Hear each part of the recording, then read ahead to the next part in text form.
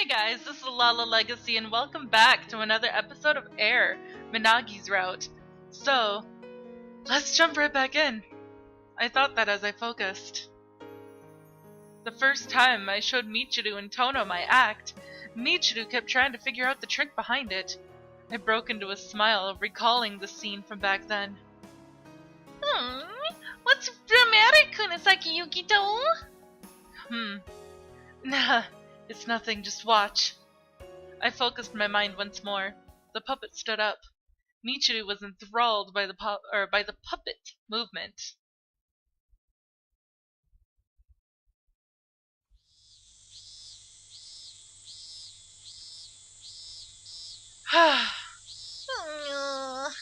The two of us sighed at the same time. Well, I kind of expected this. There's no one here. Yeah. I couldn't make any money, no matter how fired up I got. It didn't make any difference in a shopping district without any passerby. I had gone through the same situation many times, so I should have realized this beforehand. Sorry that we can't do buy and eat. It's okay, I had fun. I see. I patted Michiru's head. Michiru laughed. Although I failed my objective, I was satisfied to see her smile. I'm starving. Yup. Cool, let's go back. I stuffed my puppet back into my pocket and stood up.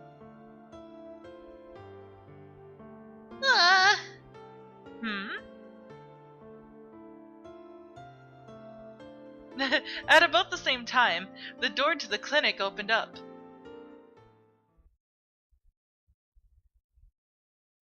I'm sorry for all the trouble. Oh no, Minagi's mom! No, please, don't mind it. Don't hesitate to come if there's anything. Okay. Now, if you'll excuse me. The woman that came out of the clinic exchanged words with Hijiri, then passed us with a clouded look in her eyes. She didn't even notice our presence. That's...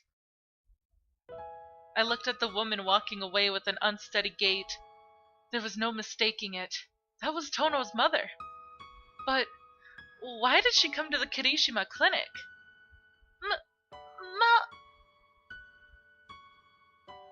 No, Michiru, don't do that! I'm gonna cry!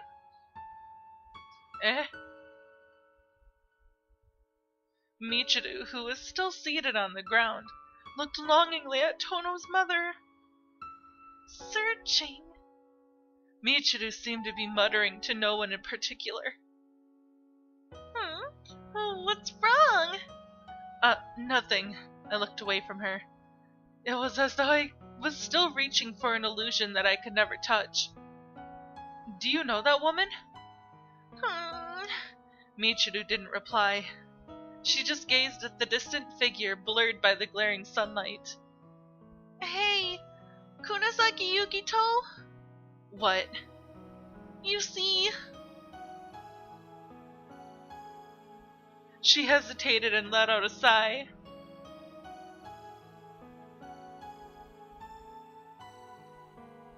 It really is painful to be forgotten by someone you love, don't you think? Huh?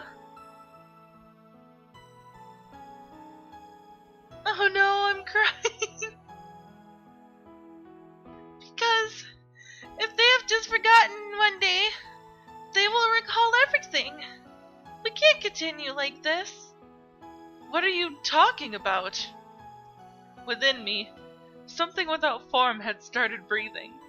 I could not say it out loud, yet I felt as if nothing would change if I did not put it into words. Michiru lowered her eyes, unable to find anything to say. She was bound by emotion. I kept quiet and waited for the girl to speak.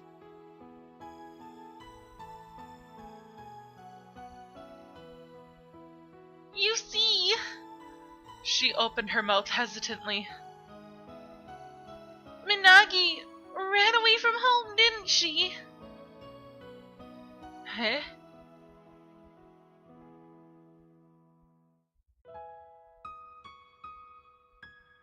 You can't hide it from me.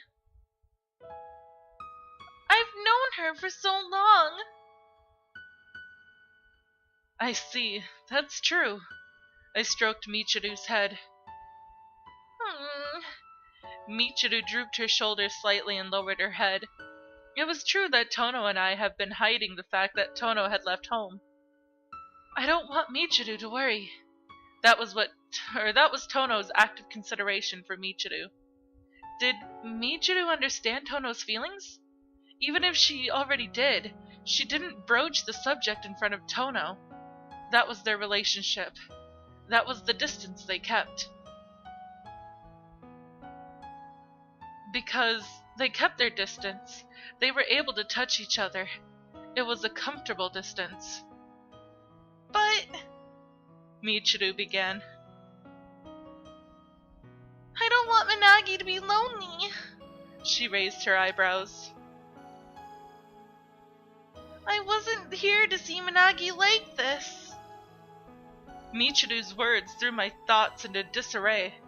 I could not place a finger on the reason immediately. I looked at Michiru dumbfounded, my thoughts still disorganized. Finally, I hit upon the answer, the one thing that confused me. I wasn't here to see Minagi like this. Michiru definitely said that. Instead of am not, she used the past tense wasn't. But why? Michiru is still here. She is here now, and she will be here from now on, won't she? A mist was gathering. A dark mist like a gentle summer's story. We can't continue on like this. Minagi has to wake up from her dream. Dream? Yeah. What do you mean by that? It's probably what you think it is. What I think it is? What? Yeah. She nodded slightly. Hey, Kunisaki Yukito, do you think things should go on like this? Eh? What can you do for Minagi? Me? Yeah. What I could do for Minagi? I probably can't do anything more for Minagi. So, I would like you to do what you can for Minagi. Her voice was soft and gentle, like the color of sunset. It was the color of goodbye. Michiru. I reached for the girl. Yet... I'm going home now. Huh?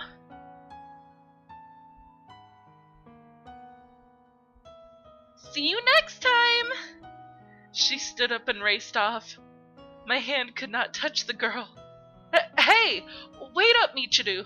Kunisaki Yukito, you stay here and relax, okay?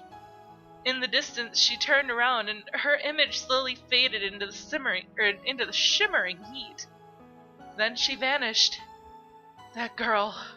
I was left alone in the sunshine. The summer heat left a discomfort in my chest that would not go away. Oh, it's you, Kunisaki-kun. I heard a voice from behind me. I turned around and saw Hijiri staring at me. How long had she been there? What's wrong? Did you come here to do unpaid work again? That snide remark was most likely her way of a greeting. Nope, I'm not here to do my puppet act today. So, you've finally given up. I haven't. I'd appreciate it if you stopped poking fun at me. I sighed. What's wrong? You look down. Really? As long as you're willing, this beautiful lady here could always lend you an ear. The doctor sure is happy-go-lucky. Hey, what's with that long pause and that sigh? I shook my head. Are you making fun of me? Nope, I'm not. I just envy you. Envy me? Yeah.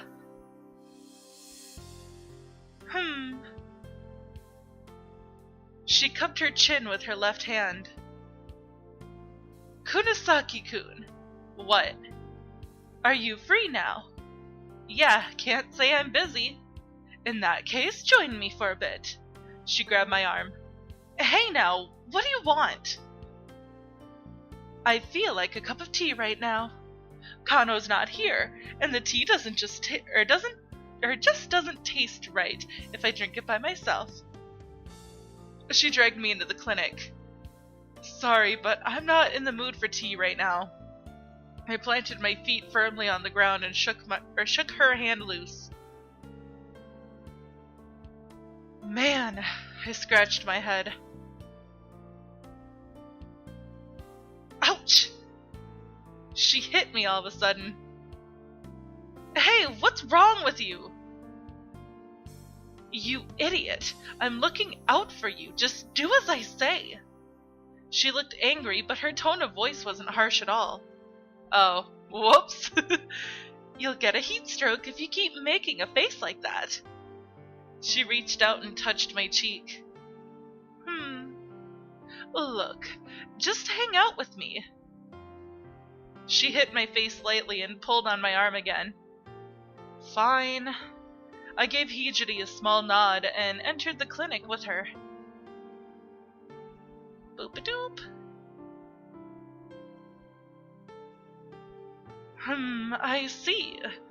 Sunlight flickered through the trees, entered the windows, and illuminated the clinic's interior. The room was pure white. There was a faint smell of disinfectant.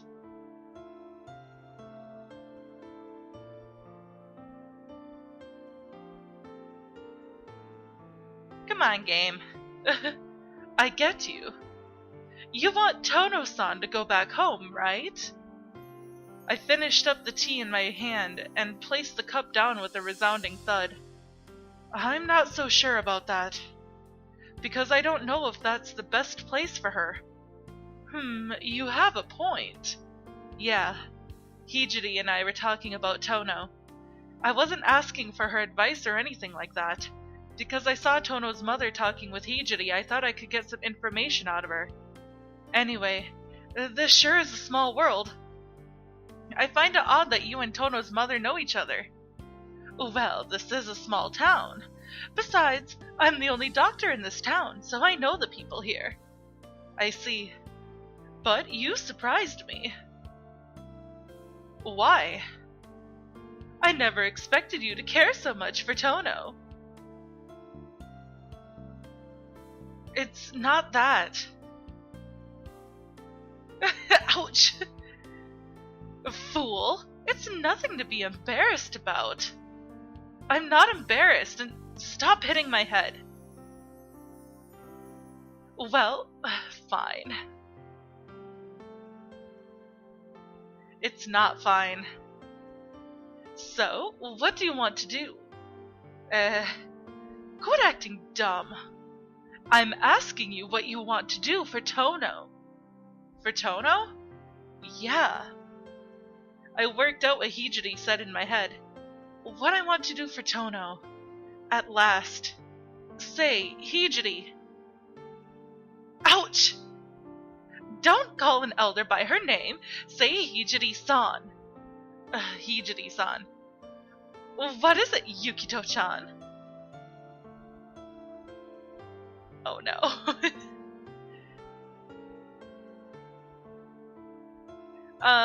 Game? Will you please? It's a joke. Go on. Laugh. No way. Okay. I just wanted to lighten the mood. That's not necessary. Let's continue. Okay. She looked disappointed. What kind of symptoms does Tono's mother have? Symptoms? I don't quite understand. What's illness of the heart supposed to mean? That's a tough question. I'm supposed to have good understanding of Tono's mother's condition. After all, my father was the one who made the first house visit when she had her miscarriage. Your father? Yeah, that's why Tono consulted me occasionally concerning her mother's condition. I see. Don't you feel the world's getting smaller as we speak? Yeah. Anyway, I heard about her mental symptoms from Tono. That's why I understand the situation Tono's in.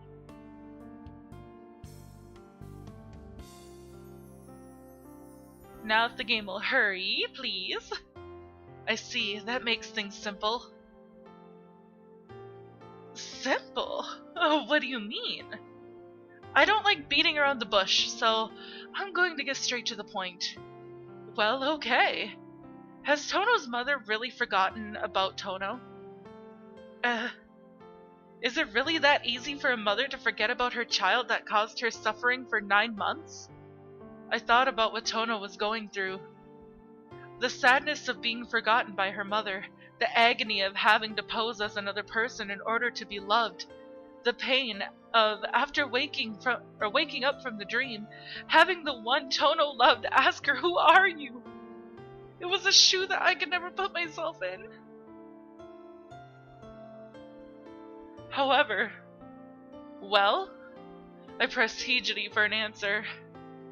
I wanted to share a bit of Tono's pain. I wanted to take some of her pain away from her. For Tono's sake, and for Michiru, who cared for Tono.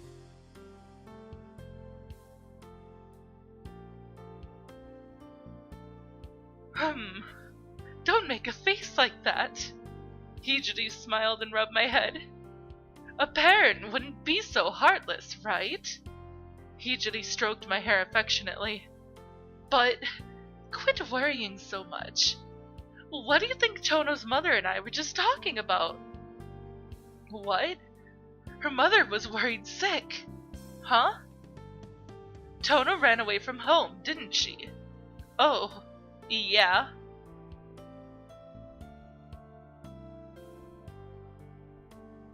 Her mother acted as if she had lost someone very important. Important? She nodded. Yeah, so that's how it is. Hijiri hit me on the head lightly another time. You just have to do what you can do. Well, what I can do? That's right. What you can do for her. Just do whatever you can in any way possible for you. Don't be having any regrets later. That evening, Tono brought us to the school's rooftop. The sun was still up, but the school was already deserted. As I opened the iron door to the rooftop, I could almost see the heat rising off the ground baked by the sun. Many summers have wavered and faded away.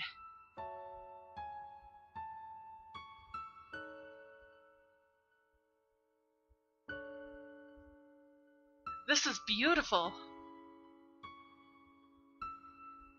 I looked deep into the red sunset. Yes, it's beautiful. The two of us stood there, feeling the wind on us. The wind whistled a flute-like melody, reminiscing the day that had just passed. The birds are flying again. On the faraway sea, the birds wandered above the sea painted crimson by the sun. It was the same scenery as the sunset of that day. Wings that had lost their home and wandered for eternity. Wings that had forgotten how to fly. Yet they had not forgotten their destination. They were only faltering at the thought of reaching their destination. What's the matter? I looked to my sides, and realized that Michiru wasn't there. Michiru?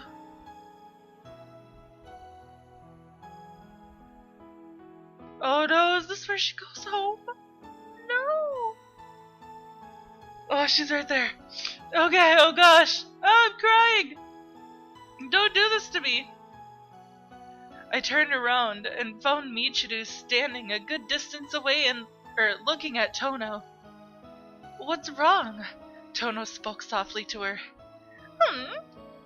Nope, nothing's wrong. She laughed with her usual "Nyahaha" and trotted towards us. I had seen her behave like this before. She looked like this when she was sadly watching Tono's mother from afar. And today as well, when she was beside me looking at Tono's mother. What's wrong?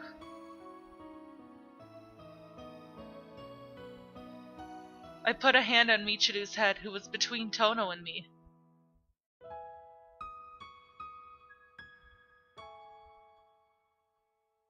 Don't worry about it. No, Michiru, we're going to worry about it. Michiru said nothing more. But that is all the time that I have for this episode, guys. So if you liked it, please give it a big thumbs up down below. And if you haven't already subscribed, by subscribing you're becoming part of a legacy. And I will see you guys in the next video. Bye-bye!